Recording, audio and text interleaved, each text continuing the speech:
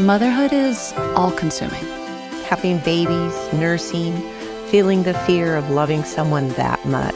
And there's this baby on your chest and boom, your entire life has changed. It's a privilege of being your child's safest space and watching your heart walk around outside of your body. The truth is, I can be having the best time being a mum 1 minute, and then the next I'm questioning all my life choices.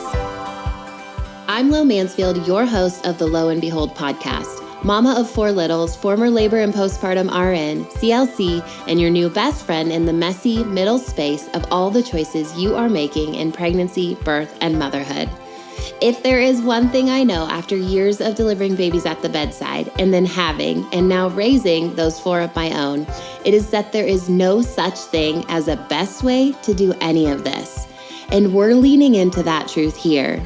With a mix of real life and what the textbook says, expert insights, and practical applications, each week we're making our way towards stories that we participate in, stories that we are honest about, and stories that are ours. This is the Lo and Behold podcast.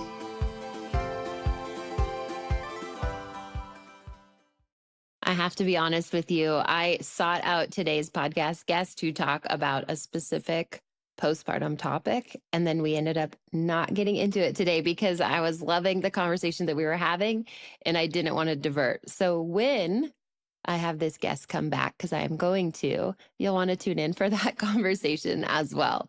Lily Nichols is here with me today. She is a registered dietitian, nutritionist, a certified diabetes educator, researcher, and author with a passion for evidence-based nutrition. Her work is known for being research-focused, thorough, and very sensible, which I can affirm from the books that I've read. She is the founder of the Institute of Prenatal Nutrition, co-founder of the Women's Health Nutrition Academy, and the author of 3 books. She has Real Food for Fertility, which was co-authored with Lisa Hendrickson-Jack. She has Real Food for Pregnancy, and then she has Real Food for Gestational Diabetes. These best-selling books, they have helped thousands of mamas and babies. They're used in university-level maternal nutrition and midwifery courses, and she has even influenced prenatal nutrition policy internationally, which I think is so cool. When Lily does step away from writing, you can find her spending time with her husband and her 2 children, most likely outside or in the kitchen. We will talk about that in today's episode. So let's get into this combo with Lily. Lily, thank you so much for being here with me today. Why don't you go ahead and introduce yourself or share kind of who you are with us, and then we'll just kind of get into our conversation.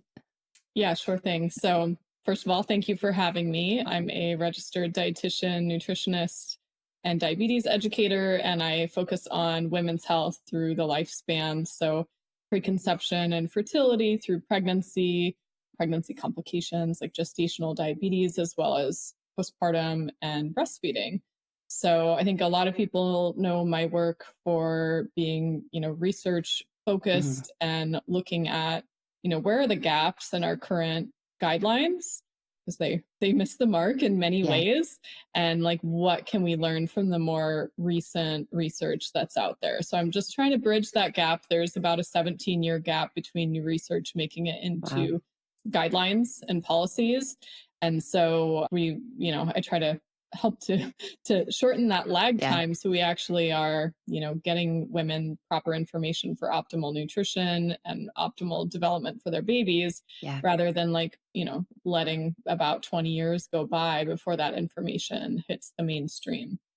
Okay. Is that 17-year, 20-year thing you're talking about, is that kind of a universally true thing for any research to policy, or is that more just nutrition? You're saying that's not specific. I'm assuming it's everything.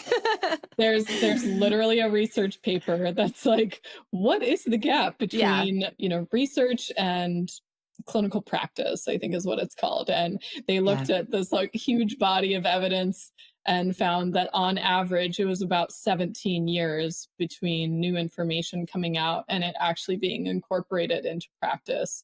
You could argue that for public policy, there's even a longer gap than that 17 years. Like oftentimes for policies to change, there has to be an uprising of clinicians who are pushing for this change because they're using this information and getting better clinical outcomes. And then that pushes the policy, over the line to a new way of approaching it. So 17 years, I think, is conservative. Well, I mean, I'm listening going, I bet the birth world is the same. That's why I was wondering if that's a universal kind of truth, if you could say that, because I feel similar when we're talking about birth stuff and when I'm teaching about birth stuff, is there's so often like, this is what the policy is, but this is literally the more recent evidence and things that show that the policy like, shouldn't be that way. But it takes, well, it feels like decades, if ever, sometimes for some of those birth policies to catch up to what is very clearly in the research, like right in front of us. So that doesn't surprise me, but I've never heard that actual number of that,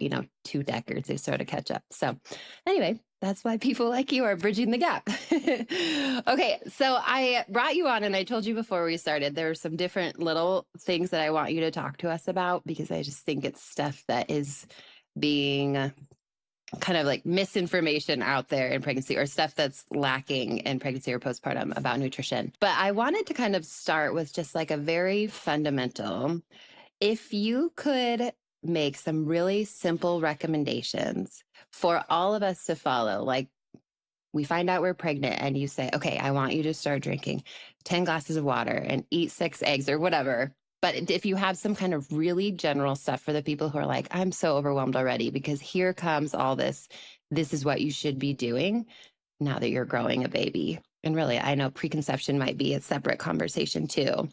But where do you start with someone who's feeling that overwhelm, but is like, all right, I want to make sure I'm checking some boxes here? Yeah, it's a great question. And my response or guidance may be different based on what sort of symptoms that women may be presenting with. So somebody who's coming in and they're, 7 weeks pregnant and like the nausea has started to set in, there's like, we can paint this optimal picture for like nutrient intake. But that would be unfeasible when you're in the throes of nausea and food aversions that are so common in the first trimester.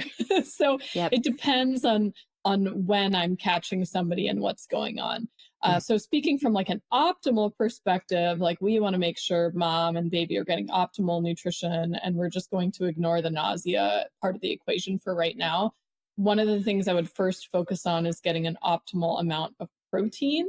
And your protein needs will shift at different phases of pregnancy. Technically, early on in the first trimester, your protein needs may not be all that much different than preconception, but as you get further along, those needs will increase. So trying to hit a minimum of about 80 grams of protein per day in the first trimester is a good goal. And that may be a bit more challenging if you're having nausea.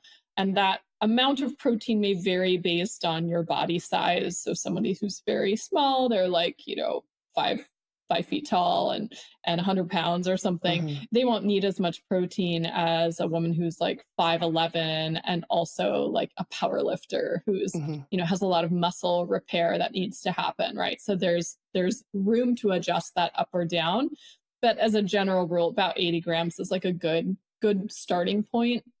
And so that may look like trying to get 20 or so grams of protein per meal, 25 grams of protein per meal, plus the additional that might come in with snacks. And I'm harping on the protein first and foremost because your protein-rich foods are often your most nutrient-dense foods. So a lot of like the key micronutrients that we're thinking about for your health and baby's development and pregnancy, they are found in those foods. So things like vitamin B12 and iron and zinc and choline and vitamin A, these are all found in especially your protein-rich animal foods. So that's really helpful to like set a standard for that because you're kind of like checking a lot of boxes at the same time. And then I would say in addition to that, as much variety of whole plant foods as possible. So yes, your fruits and vegetables, but also your legumes, maybe whole grains, if those agree with your system. These will provide you with a lot of other complementary nutrients that might not be in the animal foods, plus fiber, which is helpful for gut health and healthy microbiome, which you also pass on to your baby. And some other key micronutrients like vitamin C is highest in plant foods relative to animal foods. So a good like balance, just focusing on whole foods as much as possible, especially when you're getting that protein in. It often helps you achieve satiety after meals instead of being instantly hungry after that meal ends. So you can experiment with this a little bit yourself. Like say you have a breakfast that's just like oatmeal and a banana. So essentially all carbs. compare that to a morning when you have some eggs at your breakfast, and how do you feel in the hours after that meal? One meal, you're going to feel ravenous pretty soon after the fast, meal yeah. because your body didn't really get a lot of protein and fat. It digests relatively quickly. You get a blood sugar spike and crash. And the other meal, you're going to feel much more satiated for a longer period of time. So you can play around with this, sort of macronutrient balance on your own. But it's nice when you hit that satiety point by getting enough protein, because naturally you'll find that your cravings for processed foods and the less healthy things in our world decline dramatically, because your blood sugar is more stable, and therefore your hunger fullness cues are on point. Right. Okay. Thank you for that. I'm listening to it thinking I am a mom of 4. So I have the classic baby cliche sometimes of like, I can't make myself like a 3-egg breakfast or whatever every morning. So where do you insert like supplements, or what if I use protein powders and things like that to kind of hit some of the, like 80 grams of protein, and I'm 5'10". So I would need probably like upper limit, not a weightlifter, but probably need more than, the woman who's 5 foot that we're talking about. And I like protein for me, pregnant or not, is always feels hard for me to get that much. So to me, I'm like, oh, I can take a protein powder, I can eat protein bars, things like that to help me. Where or how do you like to kind of insert some of that kind of supplementation in to help people hit some of the ideal goals, whatever they are for them, when it comes to really preconception, pregnancy, wherever we're at in this part of the story? Yeah. So especially as you get to like the latter parts of pregnancy where protein needs are a lot higher. And by the way, in postpartum, they're even higher. Early postpartum, when you're exclusively breastfeeding, they're even higher than 3rd trimester of pregnancy. That's like fairly new research that has come out. So I would say try to get as much of your protein through whole foods as you can, because you're not just getting the protein, but you're also getting the micronutrients that are in there as well. So the vitamins and minerals, you're also getting it packaged with the appropriate ratio of fat, right? Most of our protein-rich foods have fat. The eggs have a yolk. The dairy, if you're not taking it out, has dairy fat with it. The cream, your steak has, streaks of fat on it. Your chicken has skin. All of it has some fat with it, which also plays a role in the micronutrient intake for our fat-soluble vitamins, A, D, E, and K, and also helps with the satiety factor. So I do like to get as much from food as possible. I'm not anti-supplementation by any means. I have protein powders on hand in my own house. And sometimes there's mornings where something like a smoothie with protein powder is the easier ticket. Or maybe you're making some sort of a baked good or pancakes for the kids or something, and you can add protein powder to that and boost their intakes. We probably both know that getting protein in kids sometimes becomes not a easy challenge too. What I look for in a protein powder, and this especially applies to pregnancy and breastfeeding, where you don't want a bunch of additives that maybe you're it's a protein powder that has added vitamins and minerals. Well, if you're already taking a prenatal, you might not want or need the extra. Maybe it has like some herbs in it that haven't been studied sufficiently for pregnancy or breastfeeding. Maybe there's caffeine added to it, which you wouldn't want to overdo. So just get a clean protein supplement that doesn't have anything else in it. Like I like a pure protein. I might get one that has, a chocolate or vanilla flavor. That's fine. And maybe some sort of sweetener that's not questionable. So like check the sugar content. Some of them have a ton of sugar. Check whether it has artificial sweeteners. Those are not my favorite, but I'm okay with things like stevia or monk fruit or erythritol or even allulose. It's a bit understudied in pregnancy, but the data we have on lab animals is pretty reassuring. I would go for those sweeteners versus like an aspartame or a sucralose sweetened one. And I do like, a protein powder that's a complete protein. So those would be animal sourced protein powders, like a grass-fed beef protein isolate or a grass-fed whey protein, and even an egg white protein. If you're averse to having beef, that can be an option. although it's not a complete protein, I also like collagen. As long as you're eating other sources of protein, you're going to fill the gap on the one little amino acid, tryptophan, that's not found in collagen. Okay.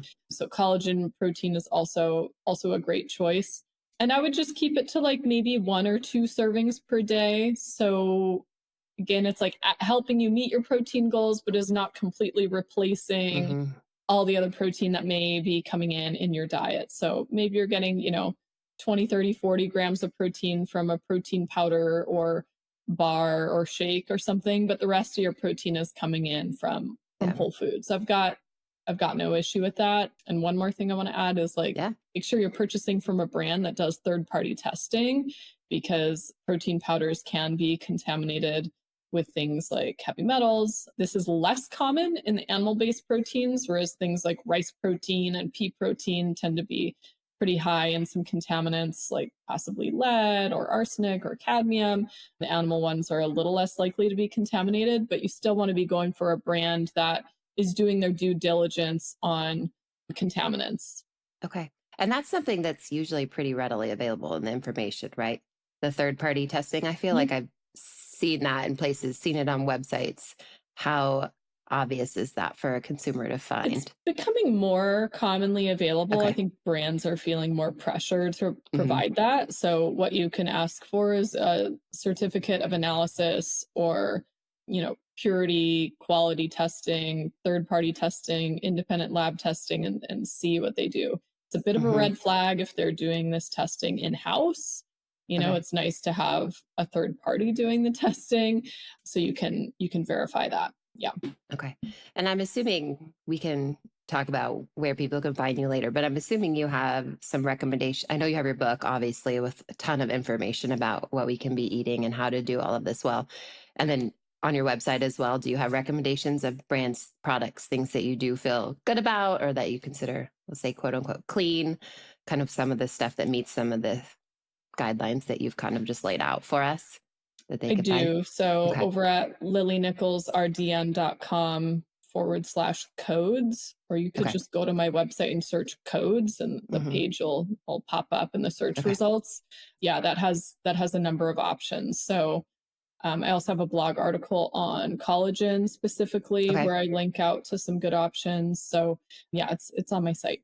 Okay, we'll share that too. I'm a collagen lover or collagen user. So I think it was interesting to have you add that in about that little bit about tryptophan and all of that. Because to me, I'm like, oh, I actually didn't know that. So what does that mean for me? So I'm like, well, the reassuring thing, if I can summarize very briefly that blog article that I have, they've actually done research on collagen, like how much collagen can replace the protein in your diet without disrupting the balance of your amino acids. So like all of our proteins are made up of individual amino acids, and you need them in relative balance to one another for your body to then use those amino acids to build other proteins in your body. So to build your enzymes and your blood vessels and repair your organs and muscles and all the things, right?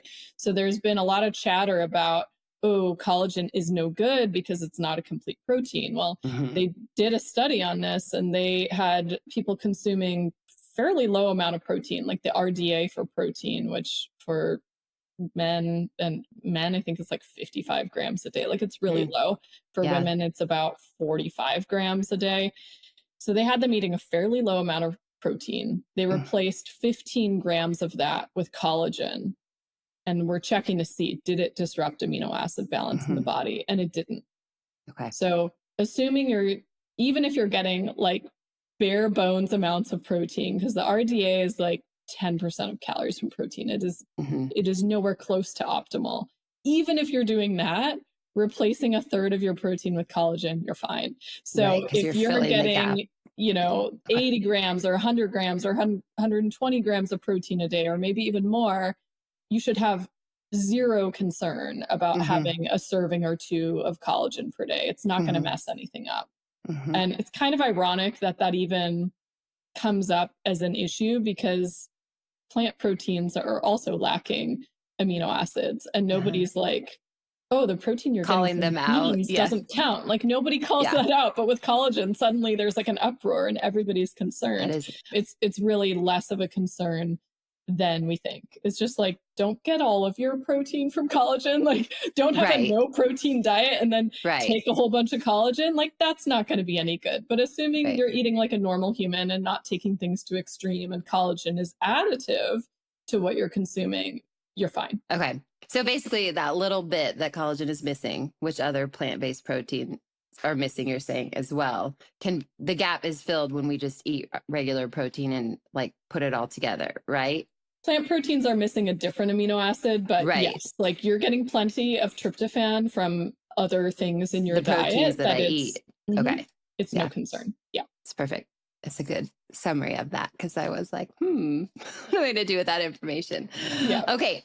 I want to zero in on choline specifically in pregnancy, and then this trickles into postpartum as well, so we can let it take us there. But I really love the way that you teach and educate about choline, and I feel like it is not something that everybody recognizes as a need in pregnancy and postpartum and in breastfeeding. So I was hoping you could kind of just give us an overview about choline, why we need it, why our babies need it, why it matters, and kind of give us this foundational, hey, this is about how much you should be trying to get in your pregnancy, some ways to get it, stuff like that. Because I, as you do as well, think like people need to be getting choline when they're growing babies, feeding babies, raising these babies. So yes. So choline is an interesting nutrient. When you're looking at all the other nutrients we consider essential, things you have to get from your diet, choline is actually the most recent one to have been added to our guidelines. It was added as of 1998. There's not since been another nutrient that has been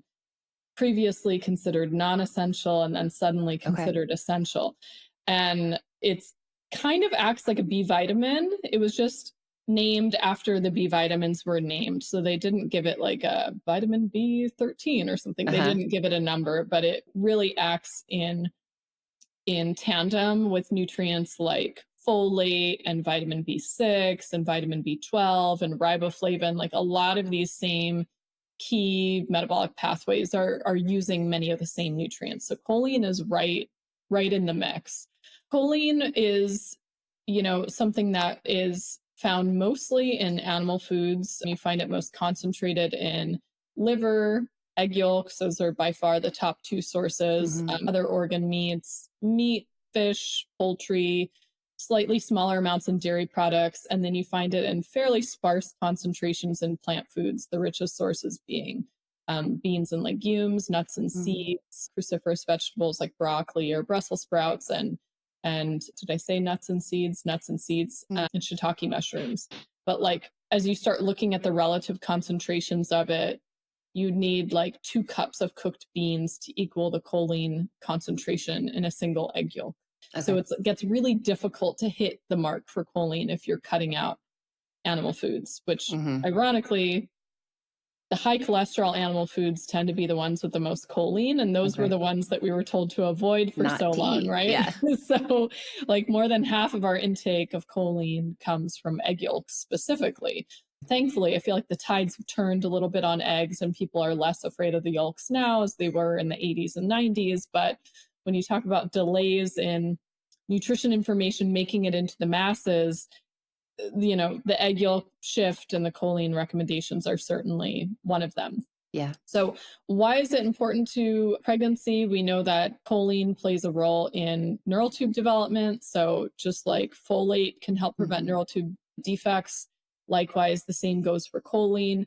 It does help improve brain development. So we have pretty strong data. We're talking randomized controlled trials in pregnant women supplemented with different levels of choline.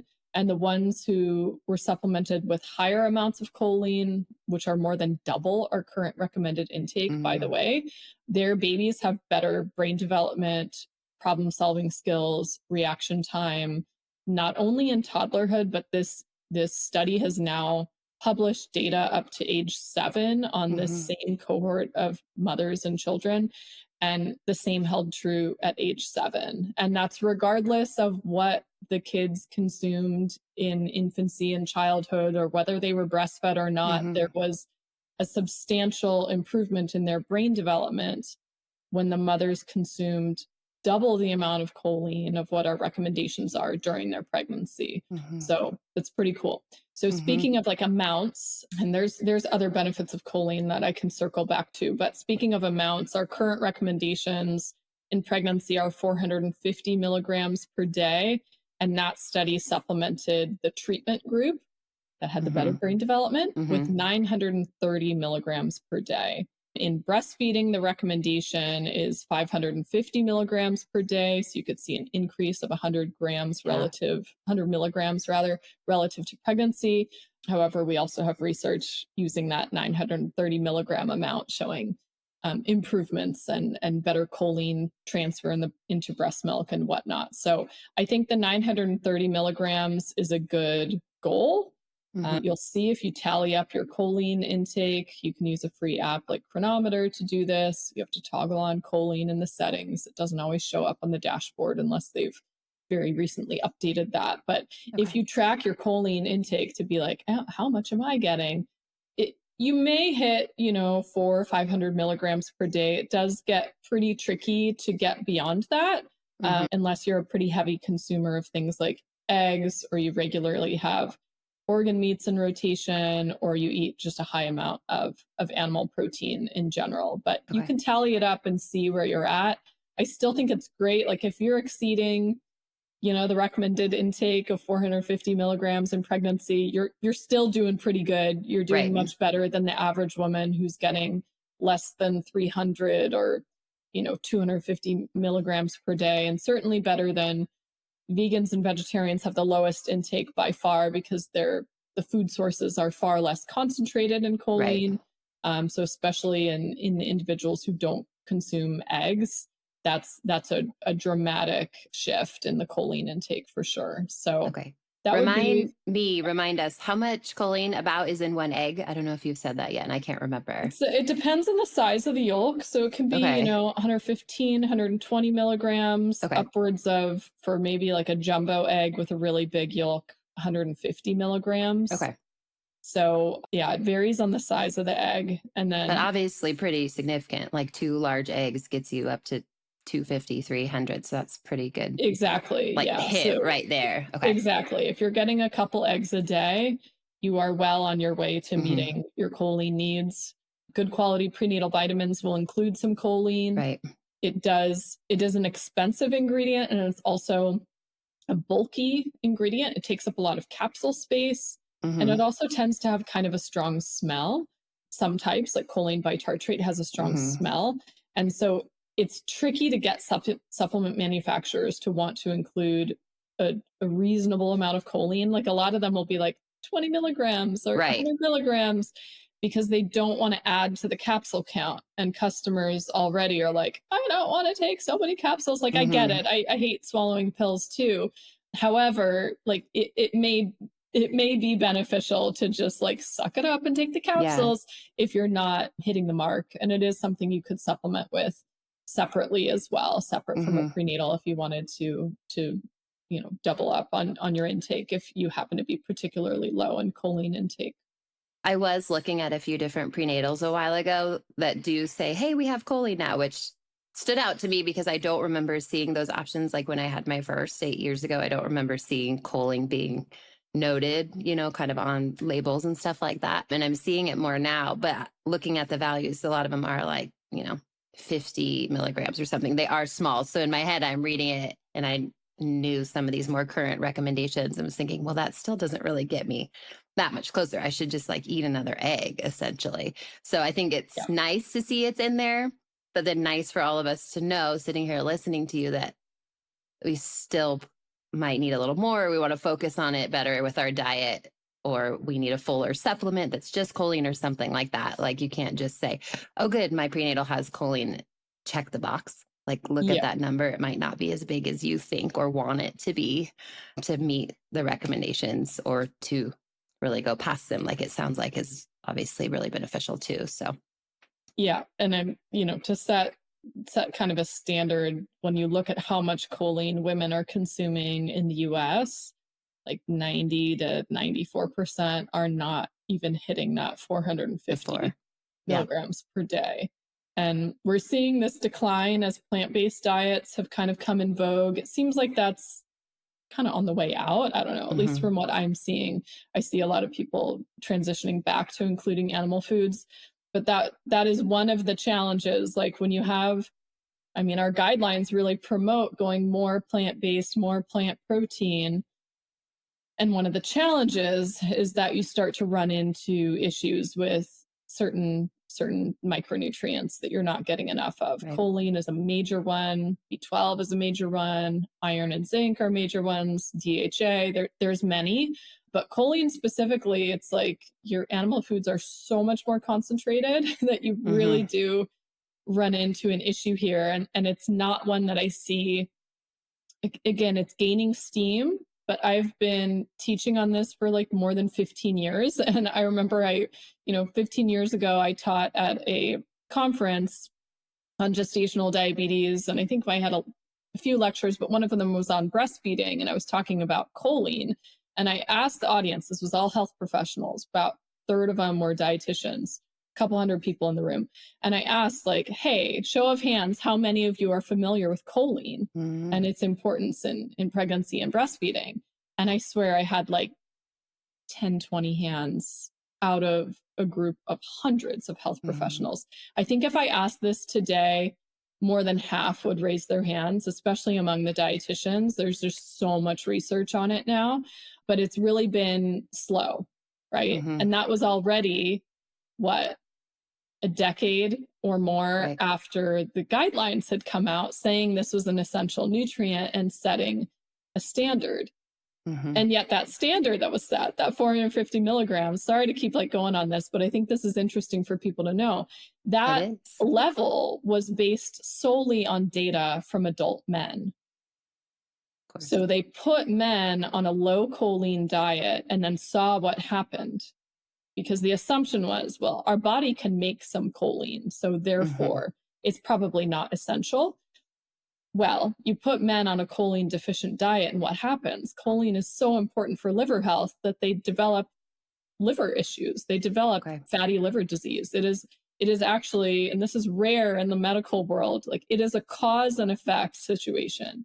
You put people on a low choline diet and it will cause them, it's not associated with fatty liver disease, it will cause them to develop fatty liver disease. It's wild. And so and then they repleted them with choline. They saw how much was needed to fix their liver function. And then they make the adjustments, they set the standards for women and for pregnancy just based on changes in body weight and a couple like mathematical estimates, but it wasn't based on any data in women and certainly no data in pregnancy. So it's new that we now have that data.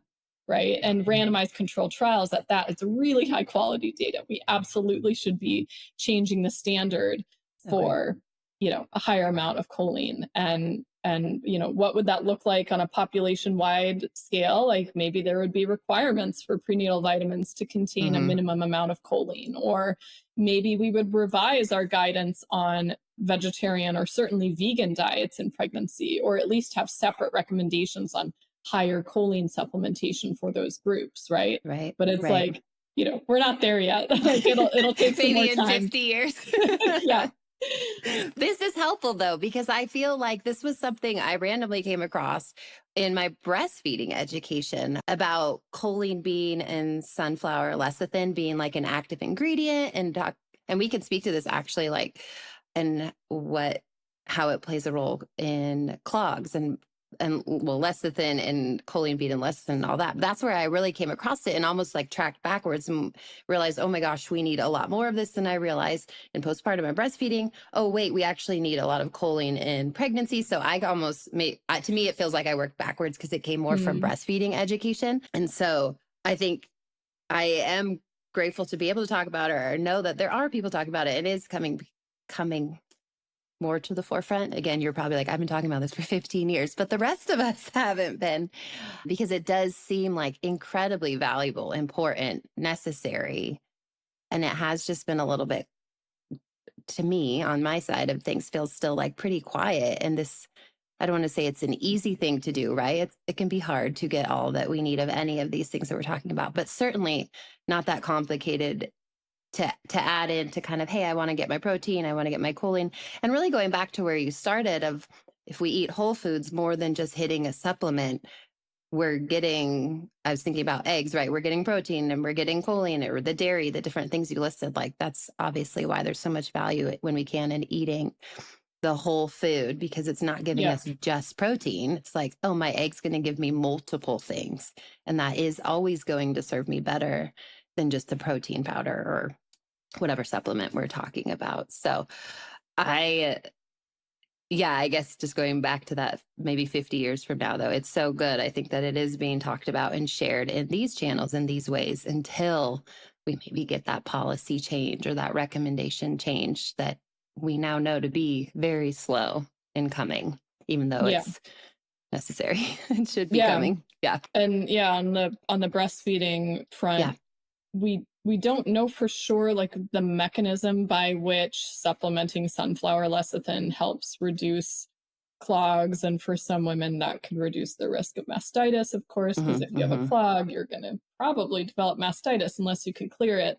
Right. But, lecithin emulsifies fats. Right. So the idea is maybe the lecithin is helping to emulsify the fats in the breast milk to help it pass. The choline maybe just like a side benefit. Lecithin is really high in a type of choline called phosphatidylcholine. And you find that also in eggs, by the way. Most egg yolks are very high in lecithin and therefore very high in phosphatidylcholine. So the choline you're getting from eggs is coming in that form primarily. But it is an association that many lactation educators have noticed. Yeah. And so it's become kind of a common recommendation. And I think it's arguably to everybody's benefit because the mom needs high amounts of choline, not only for, liver health. Your liver is doing a lot in early postpartum as you're transitioning from the hormones of pregnancy to the hormones of lactation. Your brain, of course, has gone through all sorts of changes and choline is really vital to brain function. And then also that higher choline intake translates to higher breast milk choline concentrations, which would benefit baby's brain development. So I think there's, multiple ways in which it's beneficial. I don't think everybody has to supplement sunflower lecithin. I actually didn't with either of my babies, but I was eating a pretty high amount of choline just from food sources. And it was also in my prenatal at the time as well. So I think it's optional, but for somebody who's prone to clogs and prone to mastitis, it might be a good kind of insurance policy to add that in. Yeah. And that's actually where the education stuff that I was learning was saying there's nothing wrong with sunflower lecithin. It's been really helpful for a lot of people, but one of the side effects of it sometimes is GI upset, I guess, for some people. I've never actually taken it either. I've not needed to for breastfeeding stuff and get choline in a lot of other ways. But in what I was learning, it was saying there's nothing wrong with taking lecithin, but why aren't we talking about choline more? Because it's that's something that actually is really valuable with the breastfeeding scenario. And this might not be true, so you can correct me if I'm wrong, but actually can be valuable with what's going on with plug ducts and stuff like that as well. And so before you jump to lecithin, actually make sure you're getting enough choline. And that way you could potentially then avoid even lecithin's potential side effect of like GI and stomach upset. And so that's kind of what I had been learning. And that's where that was what led me to the like, whoa, what is this choline specific conversation of this? Because essentially when you have a plug duct, the rec is often, or if you get them frequently, I would say, you should be taking lecithin. But then it was, when you pick that apart, like, it's could like, you what fix about it with choline alone versus and the lecithin? Are you low in choline, but you're taking lecithin? Well, you should correct your choline intake as well. Like that is actually, I'm not gonna say more important or more vital, but like kind of a foundational root thing that gets ignored. And we jumped like to lecithin specific to breastfeeding and helping with plug ducts and stuff like that. So anyway, was where I'd started with that. I would argue that since our protein needs are so high, the data that we have is in women 3 to 6 months postpartum who are exclusively breastfeeding, and their protein requirements were higher than a typical female athlete. And that's already 3 months out after birth when really, well, you've done this 4 times. Like you've gone through the really hardest part of your healing typically by 3 months out, unless something has gone terribly awry. It's not to say you're not sleep deprived and tired, and it's very physically demanding having a baby. However, like, you have healed from birth typically by 3 months out, and still the protein needs were quite high. So if you are actually meeting those protein needs, which for a breastfeeding woman probably could be 120, 130, 150, 180 even grams of protein, it's based on body weight, the calculations. Your choline intake would be substantially higher if you're actually hitting those, and you would probably very easily hit 930 milligrams or more from diet alone. So I think if that was happening, you may not need an additional supplement. But I mean, I look at so often what I see breastfeeding women eating, and especially in our culture, which does a terrible job of supporting new mothers and nourishing new mothers, is that they're living off of like lactation cookies and just easy to grab things. And they heard oatmeal's a galactagogue. So even if they don't really like oatmeal, they're having oatmeal for breakfast, and they're just on this blood sugar roller coaster, hangry anxiety, like this undernourished state. And you won't find this sense of like equilibrium and calm and control over the crazy hunger that can come with breastfeeding if you're not getting enough protein. And I would really emphasize in this case, like, enough whole food protein, because you also need those fats as well. And when you're getting those things, you're also going to be getting the choline. Like a lot of issues are simply solved when women get enough protein. When we eat whole food protein. I am just such a broken record on it. And to circle back to some of the earlier part of the conversation of like, that's the most challenging thing for you. I mean, I'm right there with you, because protein requires planning and meal prep. Exactly. Like it requires advanced planning, where something like just grabbing some potato chips or some oatmeal or, some cereal, like it's there on demand. Like the carbs are so easy to hit. Most of us don't have to go out of our way to get the carbs. Most of them are grab and go. But the protein option requires we actually prep something. It's like, okay, I'm going to have tuna salad or salmon salad. That might be a bit more grab and go, but like, okay, I have to get the can or cook the fish and use the leftovers to make the salmon salad. It requires I chop some celery and mix some stuff in it. I want to have, chicken for dinner. Okay. It requires you like buy the package of chicken or defrost it at the right time so it's ready to go for dinner time.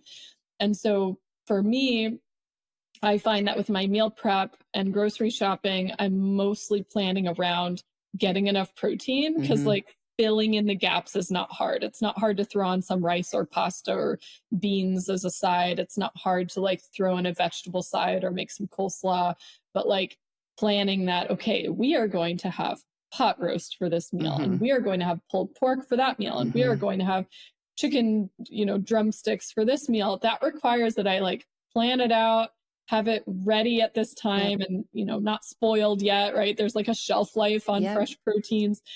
That's the part that takes the effort and the planning. And I can't say that I've figured it out for myself, but I do find I kind of plan my shopping and pulling things from the freezer around what are the main proteins I'm going to have. Can I make enough that there's at least one meal of leftovers of it? Build in some slow cooker or instant pot proteins to make it easy. But I'm right there with you. Like, it's hard. It's hard. It is and some really weeks, hard. I don't hit the mark as much. And I could tell with my energy levels and my mood and patience, it affects everything.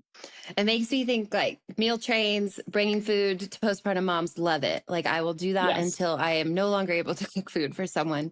But how often we do like the rice, the pasta, the heavy stuff. And I'm like, I'm going to start bringing people a pot roast and be like, you need to eat this pot roast. Because again, it's like, it's not totally what you think about sometimes, this really protein heavy thing to bring to someone if that's like your gifting and what you want to do. And then like you said, in your own home too, it requires much more thought sometimes in some of these simpler, quicker meals. You add kids into the mix who don't love protein. So then it's like, how do I balance 100%. doing the work of making this baked chicken, but my kids won't eat it or whatever? And so it just starts to feel like this constant balance of this would be easy.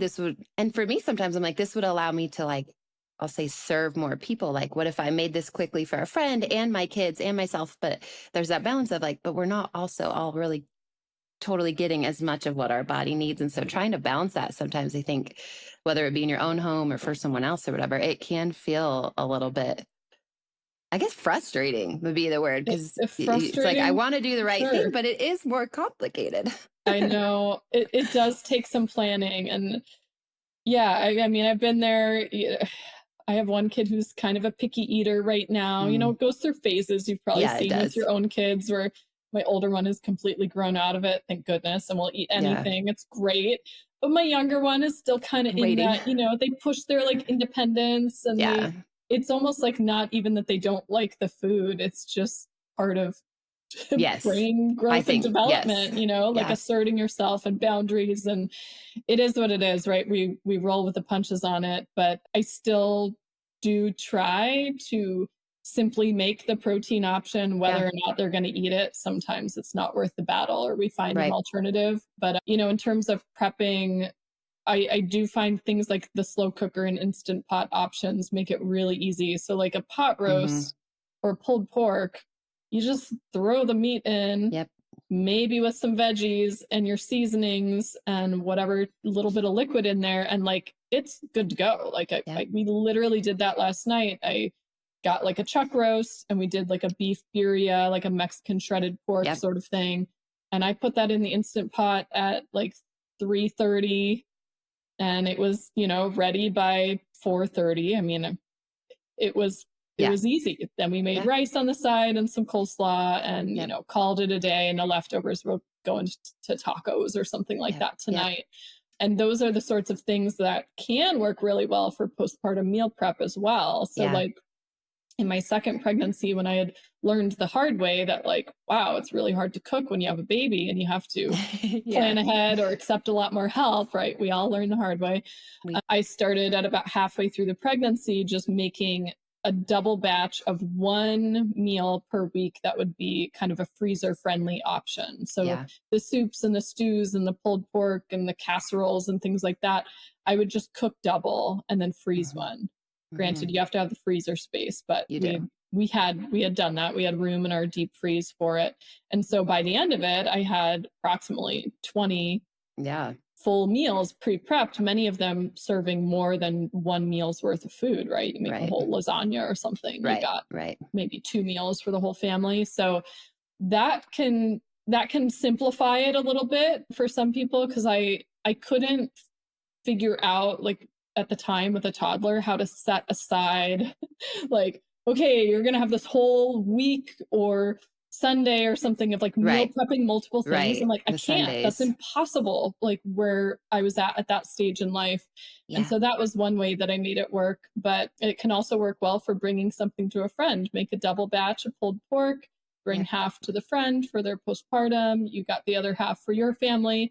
And it doesn't really take all that much more time. You just double your seasonings and maybe set a separate, crock pot on. But I'm with you. Like, it's tricky. I don't have it figured out. I know. And then I listen to you though, and I'm like, but she's right. Like, here's what I took away today. Eat a lot of protein, buy a crock pot. You can do this. Like, at the end of the day, some of it's complicated, but it's also not.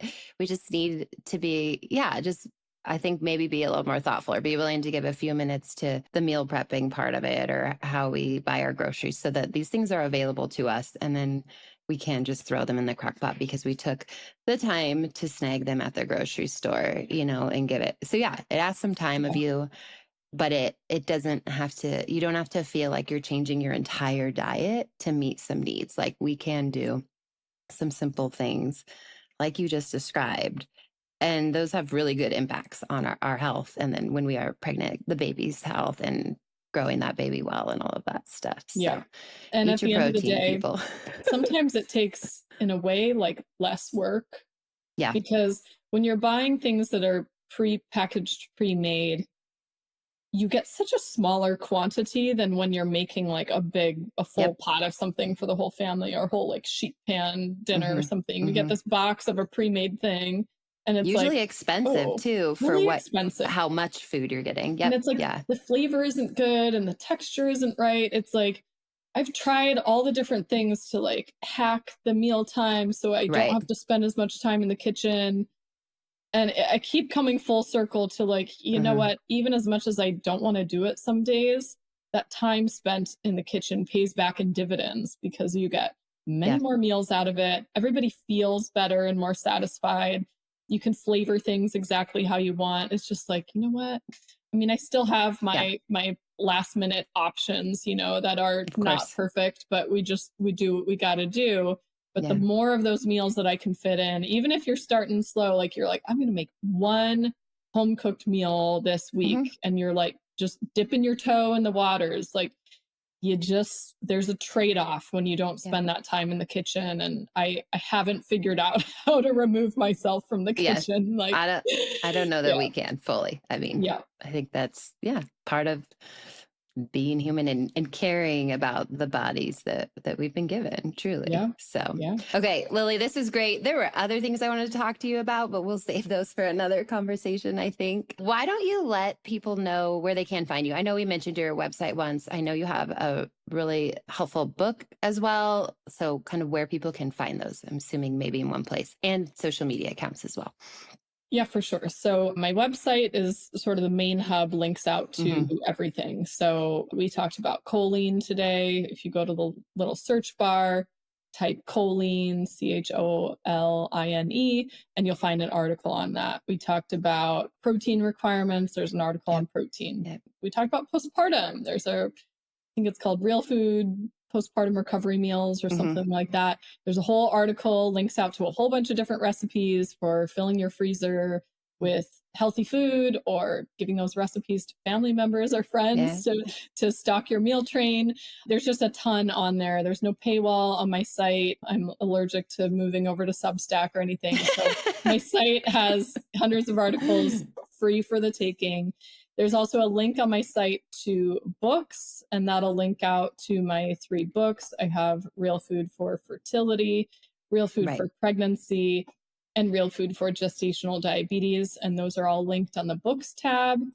Let's see. As for social media land, I'm most active on Instagram, but I'm on some of the other platforms as well. So you can find me Lily Nichols RDN, and I post, random foods that I'm making at home, usually like meals that don't take a whole lot of my time in the kitchen, new research, just musings on pregnancy, fertility, postpartum nutrition research typically. And you can grab the first chapter of some of my books over on my site. So check that out. First chapter of Real Food for Pregnancy is up on my site on the freebies tab. So if you're curious to like dive in a little more detail, I think, my favorite way in expressing myself is writing, because I can do it really like clearly and thoughtfully and non-repetitively. And sometimes I love doing podcast episodes, but I feel like sometimes the order in which I cover things is not quite as logical and maybe a little harder to follow. So I really do try to put in the effort with my writing to make things really clear and straightforward, because I know the nutrition space is overwhelming, and you can kind of end up down these rabbit holes of research where you're going in circles around things, and there's just a lot of incorrect information floating out there as well, which adds to the confusion. So I try to clarify everything in my writing as much as possible. Okay, that's perfect. And I just want to, in case you guys missed that, if you're in the like preconception, fertility, pre-baby phase, that she does have her Real Food for fertility. What is it? Fertility, right? And then the gestational diabetes one as well. I found you also from the pregnancy one, because a lot of people I feel like love that one, or had heard about that one, but want you guys to know that if you're in the other stages, you have those kind of specific ones for you and where you're at too, if that's where you're at. And if I can clarify, because I thought it would be fairly obvious with the book titles, like which book is for you? Which but one it had for me? So many questions. If you are not currently pregnant, you want to have the fertility one, because the pregnancy one is very specific to being pregnancy. Pregnant. There's also a chapter on the 4th trimester. So if you're in early postpartum and also breastfeeding, whether or not you're breastfeeding, that's covered in that postpartum chapter. But if you're anywhere, like I'd say a year out, like a year postpartum or beyond, thinking about having another baby, or even if you've decided I'm kind of done with babies, no more babies, Real Food for Fertility is like kind of a women's health Bible on nutrition, because, Perfect. you know, optimal fertility and hormone levels, just the ability to get pregnant is a reflection of having good health. Like you will have hormonal balance when your health is in a good place, and when your health is not in a good place, you're going to have hormone issues as well. It's all interconnected. So if you're not pregnant, get the fertility book. If you are pregnant, get the pregnancy book.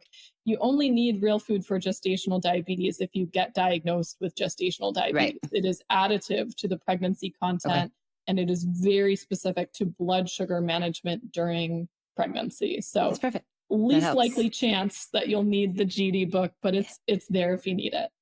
Okay, perfect. One last question. Doesn't have to be related to anything we just talked about. What's one thing in your life right now that's just sparking a ton of joy for you? Ooh, that's a great question. Probably my garden. So we're in the heat of the summer, so the tomatoes are popping. We got okra. We got hopefully some watermelons coming soon. Certainly some herbs, some peppers. So that definitely sparks joy. I love spending time outside and in my garden and in the sun on the not too hot days. Yeah. I like it, especially as we slowly start to creep. Present day, we're about to creep back towards school starting. So I feel like, I already feel that like the holidays are coming, like summer's ending. So these summer gardens, I do think are like exploding right now, as they kind of do through this August month. And I already feel like the fall coming. So it's, get that garden joy before we're back into winter.